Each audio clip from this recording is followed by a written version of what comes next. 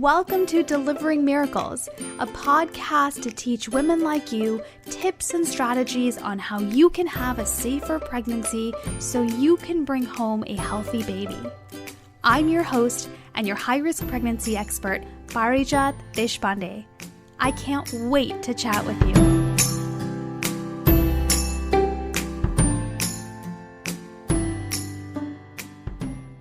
I remember a day towards the end of my pregnancy. I'd already been on hospital bed rest for over a week, and I didn't know that I only had a few days left in my pregnancy. And if you've been following along with my story or with this podcast, you know my pregnancy was awful. I had so many complications, and it was just one hit after another. And it was just a few days before my son would be born. And it was a really hot week in October, like unusually hot. Obviously, I didn't know that because I'd been in a hospital where the air temperature was controlled every second of every day. And I was freezing because I was on magnesium, but my face was on fire because I was on magnesium. So I had this fan blowing on my face. And that made my hospital room actually really cold. And so my friends and family would be coming in from this really, really hot outside. It was like 100 degrees or something, which it never gets that hot over here. And they'd come in, from the heat into my room and like put on jackets because it was so cold in my room because I had the fan going all the time because it really felt like my face was on fire. But I remember that day, it was really sunny. I had one window. It was a pretty big window, actually, in my room. And I was turned to face it. And we'd had another scare with contractions, even though I was on magnesium. So they had to up the dose. They gave me a bolus of it to get them to calm down, which they did, thankfully. But I was feeling miserable. My head was hurting and just felt really loopy. I looked out that window and I just thought, gosh, this is so freaking hard. I mean, those words don't even capture it, but that was all I could think of was, why is this so hard? I mean, it felt like I had this great idea to run a marathon, and with every mile that I ran, somebody added more and more weight to my back. So it was like I was pulling a 747 on top of a fighter jet, on top of Mars, just pulling behind me. And it just was getting so hard to take even one step forward. And I remember thinking, what could make this better for me? And at the time, I couldn't think of very much. I was feeling really miserable. And so, my husband and my parents did a really great job of bringing me food that I would enjoy eating because I didn't have any real food restrictions for the most part. So, would that help? I remember a nurse actually suggesting towards the end of my pregnancy, actually, right around then, she suggested to my husband while he was in the room with me, well, hey, why don't you set up a date night and go, pick up some food? Actually, it was the day before my son was born because she suggested on Thursday. And she said, why don't you go pick up some food tomorrow? It's Friday night. You guys can watch a movie, which is what we were doing basically every day anyway. And you can just have a nice meal and have a nice evening. Unfortunately, we didn't make it actually there because my son was born before that. But it just felt hard. And I was grasping at straws at that point to make anything easier. So I really relished actually the head massages that the nurses would give me when they'd shampoo my hair like once a week or a couple times a week. Oh my gosh, I love those. I was like, please don't stop. This is amazing. I actually had a nurse even put on spa music. She found spa music on her phone, and she would come and she was so sweet. Her name was Teresa, I remember. And she would just put the phone right by my ear and put on this really soft, beautiful spa music. You know, it's little things like that made such a difference. But the reality is a high-risk pregnancy is freaking hard. Whether you're at the end of the line like I was towards the end of your pregnancy, whether you're at the beginning of it, whether you're right in the middle and you find out that you have a complication, it doesn't matter. A high-risk pregnancy is really, really hard. And you know what makes it harder? Is the fact that so few people understand, right? Your friends don't get why you're so anxious, right? Like, or they'll say, oh yeah, I was really worried about my baby too, but everything turned out fine. And you want to say, well, you didn't have a problem. Everything was fine. You were just worried about nothing. Obviously, you're not going to say it. I don't know. Maybe you would. Maybe you would. But you're thinking it for sure, right? What are you worried about? It's all fine. So they don't get it, right? Your doctors might be waving away your anxiety. It's just, oh, it's fine. Don't worry about it. Everything's okay. Like, look, your blood test came back fine. Your ultrasound looks good. It's fine. Stop worrying. I mean, they're not saying that to you, but they're essentially communicating that, right? A lot of women that I talk to, one of their biggest complaints is their doctors just don't take their anxiety seriously. And don't even get me started on bed rest, right? I remember when I had to be on bed rest, the first thing that I would hear from so many people is, oh my God, you're so lucky. I would give anything to have 2 days off from school or work or whatever it is that they were doing. And, you know, to be honest with you, I agreed with them. You know, I was the kind of person that just went and I just was so busy all the time. And I loved it. I loved it. Packing my calendar with work responsibilities and then social stuff on the weekends. I loved it. But I got to be honest, it was nice for the first couple days to not have to do anything, except for the tiny little detail that I was on bed rest because there was a problem in the pregnancy. And that is not fun. There's nothing fun about that. And that's not something people understand. They just see you putting your feet up and they go, oh, that's great. Enjoy that. It's going to be really busy when the baby comes. So just take a load off, have a vacation, watch your movies. And it's not like that, right? And so you've got this pregnancy that feels so hard because it's not just a one and done thing. This is not like having a cold where you feel awful for like 3-4 days, maybe a week, and then you know it's going to be over. This is long term, right? I mean, not forever, but worst case, this is going to go on for 40 weeks. Best case, maybe a month, maybe a couple weeks, something like that. But really, for most women with high-risk pregnancies, the worries because something's going on in your pregnancy goes on for weeks and months. And that's hard. That's why I always talk about a high-risk pregnancy like a marathon. Because that's what it is. It's that long. Anybody can run 2 miles. Well, maybe I can't right now. but you know, you can conceive it, right? You can conceptually, you can think about and you can imagine yourself being able to run a couple miles, maybe even 5. Let's be really aggressive here and say 5.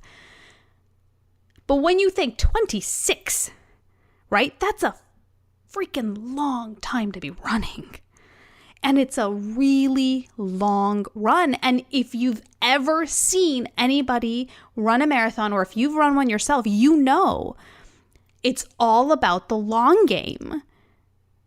It's all about sometime at some place, you know, somewhere down in the future, in a couple hours, in 4 hours, whatever, this will be over.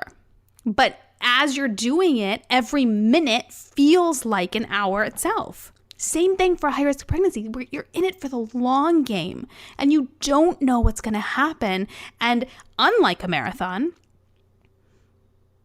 it's scary because lives are hanging in the balance. right? I mean, what I'm trying to get here is that if it's feeling hard for you, if you're having one of those days like I did towards the end of my pregnancy, and hey, that wasn't the only time. That was just one of the most salient times that I remember it being especially difficult. I had many days like this. So if you are feeling this way, there's nothing wrong with you. It is hard.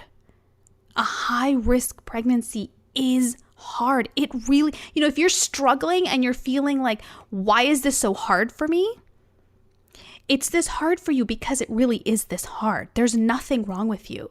You're not missing some special power. You're not, you're not doing something that's making it harder for yourself, or you're not avoiding something that could make it easier for you. It's not you. It's not you. In fact, a high-risk pregnancy is so hard, it might even be one of the hardest things you go through in your life. Because when else are you fighting for life without knowing how it's going to turn out? Right? That doesn't happen. So it really is this hard, and it's okay if it feels this hard. If you're having one of those days where you're just like, oh my gosh, I don't know how I'm going to go on. I don't know how to do this for one more day. I don't know how to do this for one more hour.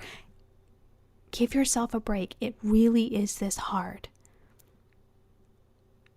You also deserve to make it easier on yourself. Okay, and I want to tell you a little bit about how to do that because you deserve it. Now, is that going to cure your high-risk pregnancy? Is it suddenly going to magically make you feel wonderful? Probably not. Okay, let's be honest here. There's not a whole lot that's going to turn things around other than actually getting in control of your complications, which is what I do. My private clients work with me for that specifically, right? But I'm talking day to day, right? You deserve to be able to make this easier on yourself day to day. And so we've got to have really realistic expectations of what that means. And what it means is being able to feel peace, feel calm, feel moments of joy that aren't robbed by your anxiety, by your fears, by your worries. You deserve that.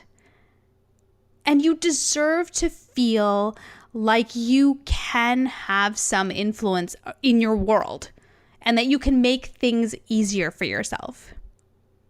I remember when my son was born, so we did fertility treatment, and then I had a very high-risk pregnancy. Then we had almost 4 months in the NICU, and then he came home. So by the end of it, by the time he came home, I was done. I was like, can we just hit pause on life? I need a vacation. I need to regroup and get myself back on track so that I can really take care of this little baby that is finally home with us, right? I was exhausted. Oh my God, I was so burned out. And it hadn't even begun yet. He had just come home. So that's when all the fun really began.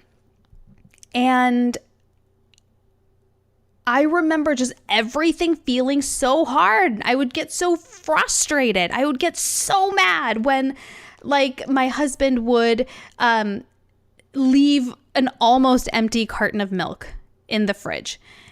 There was technically enough in there, right? But I would just be like, why can't you just finish it so we can get the new carton open? Or, it was like little things like that, when I would get ready to go to take him to his appointments, my son's appointments, which he had 2 or 3 a week for the first several months when he was home.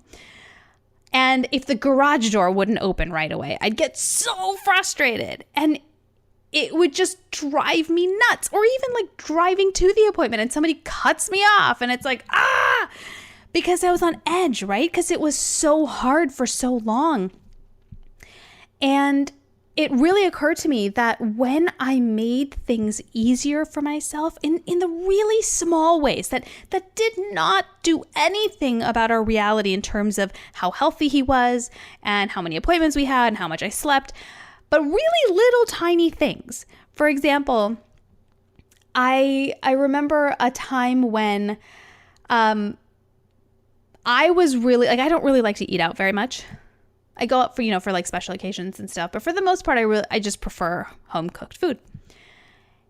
And there was an evening, it was a Friday, and my husband texted me and he's like, "What's for dinner?" And I was just having like a really hard day. Like my son hadn't been sleeping very well, and he had, the 2 or 3 appointments a week, and he was cranky. I think he was teething or something. It was just like everybody was just having a really rough time. And I had completely forgotten about making food.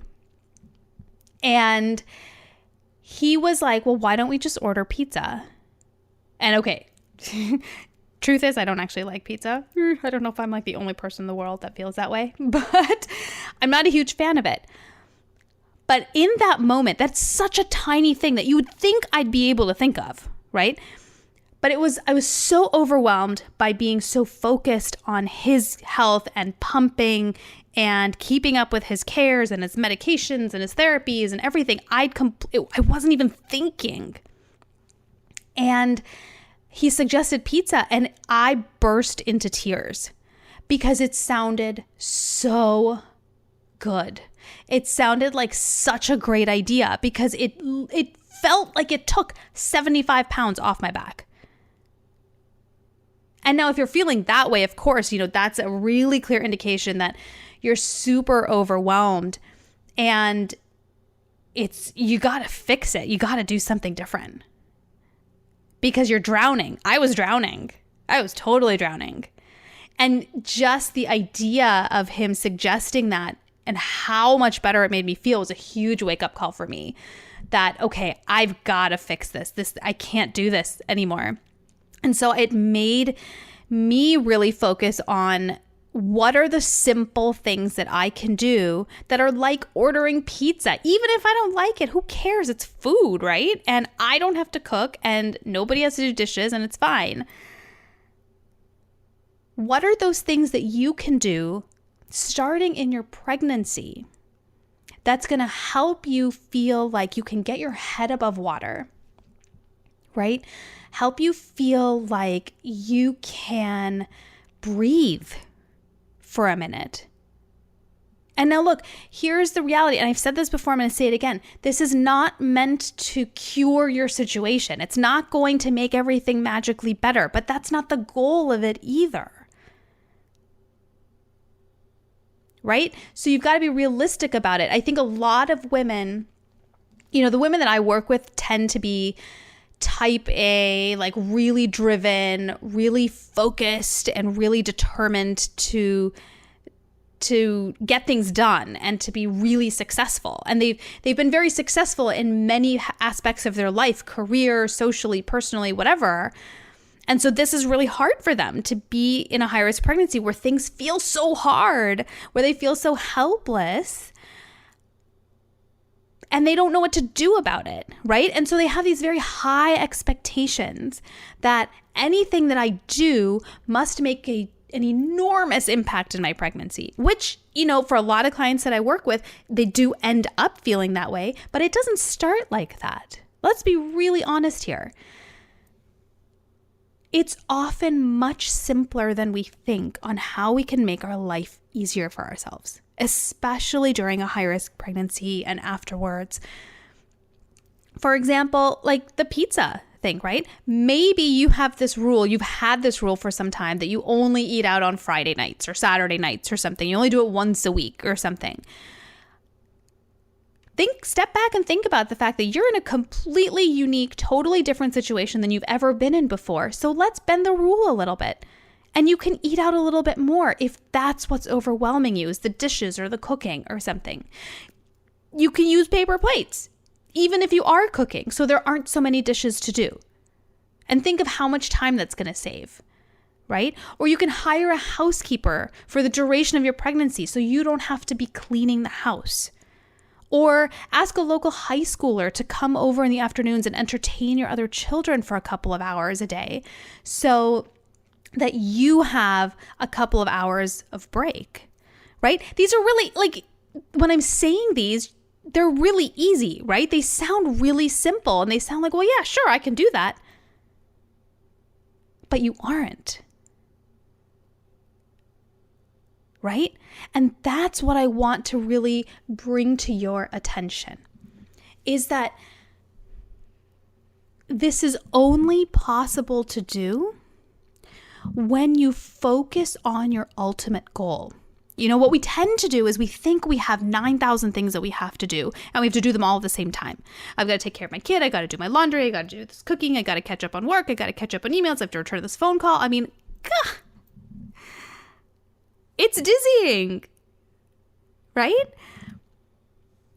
But when you're pregnant, or even afterwards when the baby's home, okay, you have to think about what is your one and only ultimate goal. And I bet you it's likely, I want to stay pregnant so that my baby can be healthy, right? I think for most of us during our high-risk pregnancy, that is what we want most.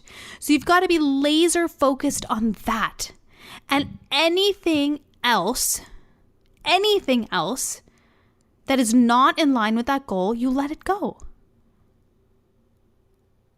You don't cook and you order the pizza, right? It's such a mind shift. It's a huge mind shift for something so simple, but we have to do it consciously because it's just, for many of us, it's not in our nature to do it that way. We love to overcomplicate things. Gosh, I'm queen of overcomplication over here. But it doesn't have to be that complicated. The high-risk pregnancy is hard enough. It is hard enough. We don't need to make it any harder. But you do deserve to make it easier on yourself. And the way to do that is by making these simple changes. I'll give you another example. My client was on modified bed rest at home. So she's allowed to get up like 20, 30 minutes a day, and she was able to walk around the house and things, but she wasn't allowed to bend down or to squat. And she's, like I said, a lot of my clients are these type A, like really, I hate the word anal because it has such a horrible connotation, but they're very determined and very specific in what they like and what they want. And I think that's a good thing. We'll get into another episode. But she was the kind of woman who really liked things in their own place. And it really bugged her. I mean, like eyes bugging out, fire out of the ears bugged her when things were out of place, especially if they were on the floor. And they're not meant to be on the floor. So I don't know about you, but like when I cook, I'm horrible at keeping things on the counter. Things are always falling on the floor. Or, you know, maybe you're putting things away in laundry or something and a sock falls on the floor or something like that. Those kinds of things really bothered her.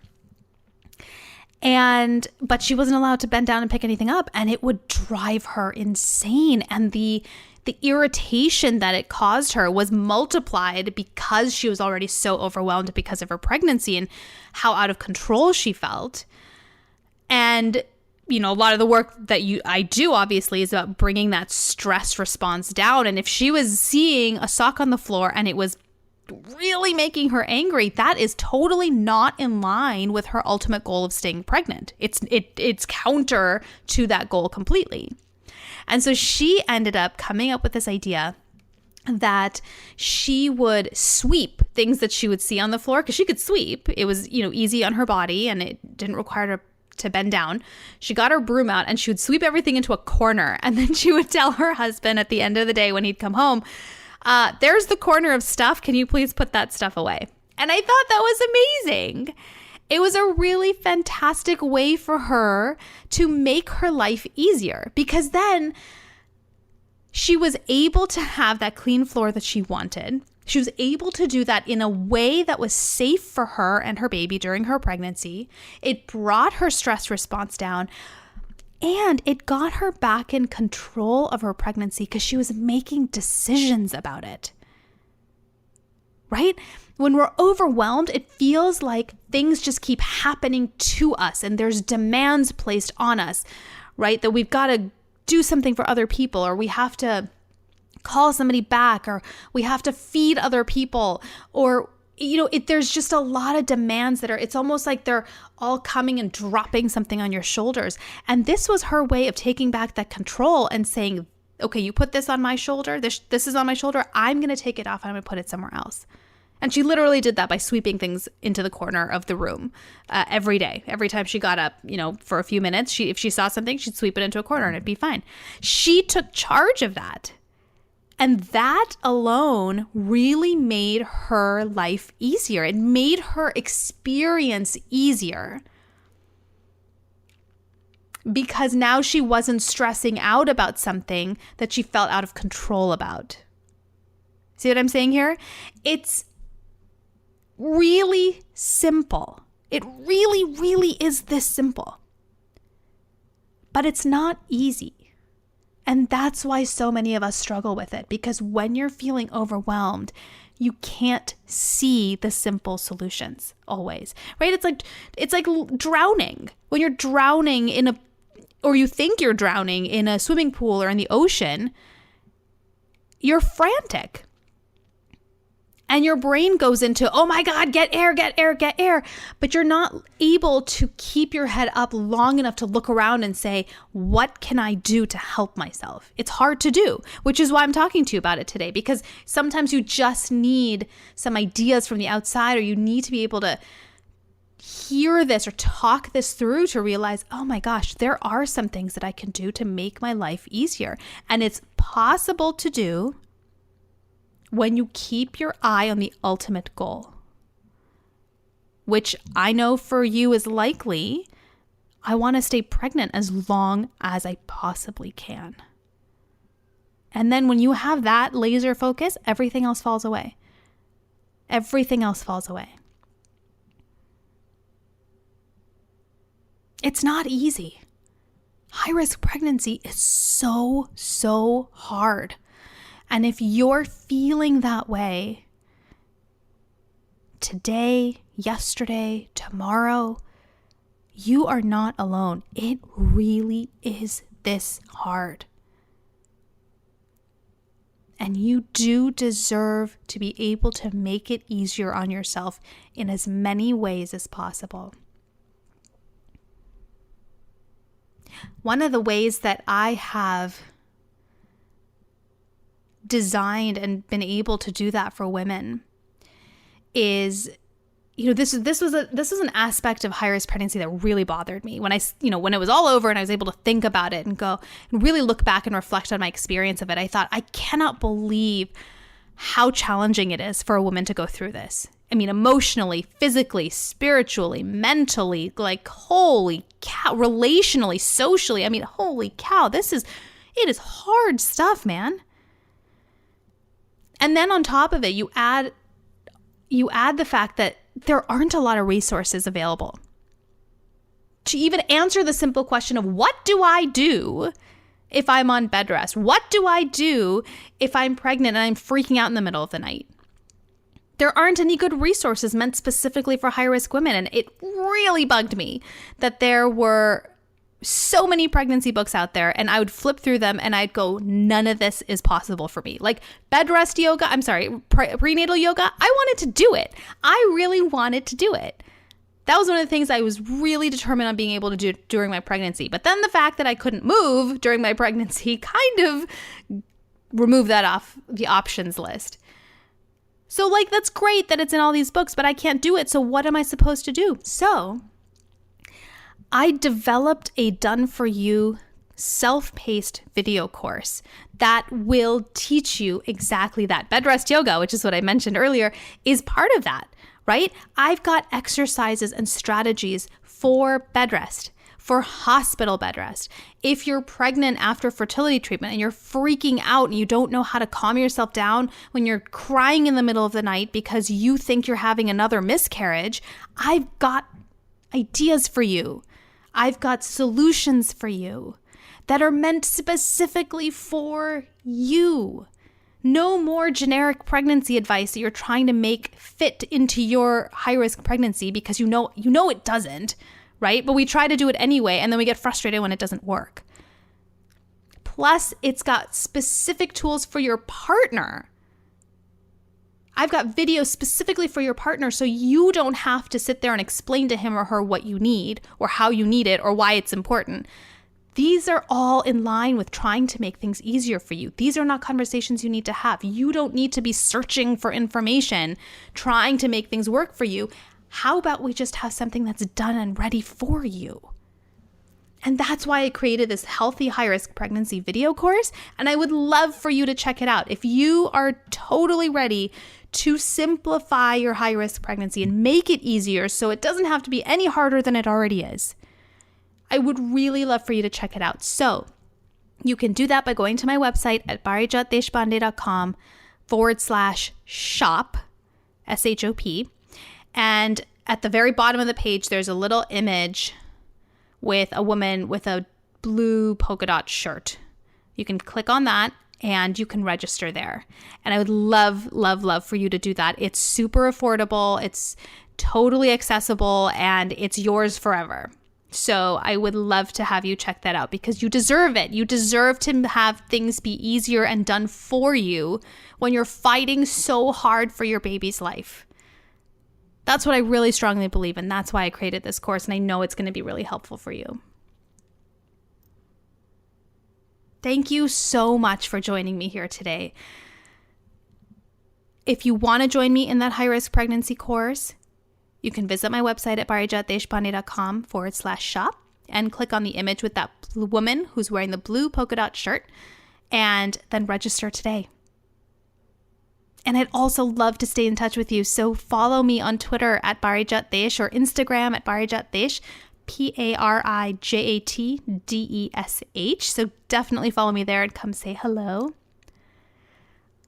A high-risk pregnancy, even on your best days, is really, really hard. It's not you. It's just the nature of the beast. The easier you make it on yourself now, the smoother the transition's going to be when you bring your baby home because you're not going to be running on fumes. And then you get to really, really enjoy that life that you're fighting for right now. You deserve it. Take it one day, one step at a time. You can do this.